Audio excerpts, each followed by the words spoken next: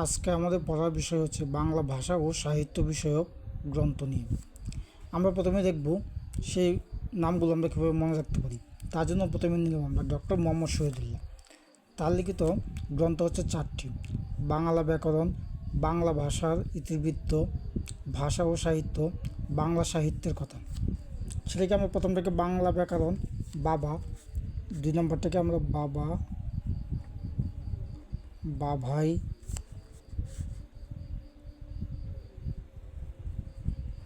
ভাষা ভাষা এবং বাবা দিয়ে হচ্ছে কি বাংলা ব্যাকরণ, বাবাই দিয়ে বাংলা ভাষার ইতিবৃত্ত, ভাষা, ভাষা ও সাহিত্য, ভাষা, বাংলা সাহিত্যের কথা। ঠিক তেমনি 2 নম্বর আমাদের রয়েছে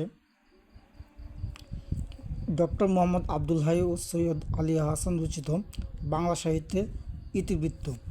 এটাকে মনে রাখতে পারি আমরা ঠিক এভাবে: বাসাই, বাসাই দিয়ে হলো বাংলা সাহিত্যের ইতিবৃত্ত। এখন আমরা পড়ব ডক্টর সুনীতি কুমার চট্টোপাধ্যায়।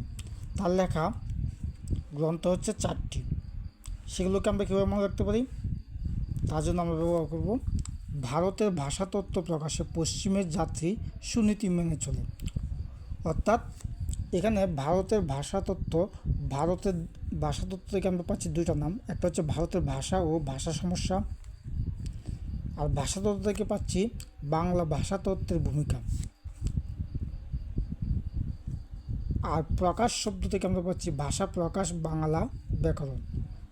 এবং পশ্চিমের যাত্রী নামে সুনীতি কুমার চট্টোপাধ্যায়ের আরও একটি গ্রন্থ রয়েছে। 4 নম্বরে আমরা এখন পড়ব সুকুমার লেখা গ্রন্থ হচ্ছে 4টি। বাংলা ভাষা সাহিত্যের ক্ষেত্রে উনি যেগুলো লিখেছেন তা হলো মনে রাখার জন্য আমরা পড়ব সুকুমার ভাই বাংলা সাহিত্যের ইতিহাস গদ্যকথায় বলে গিয়েছেন। এখান থেকে আমরা 4টা পাচ্ছি।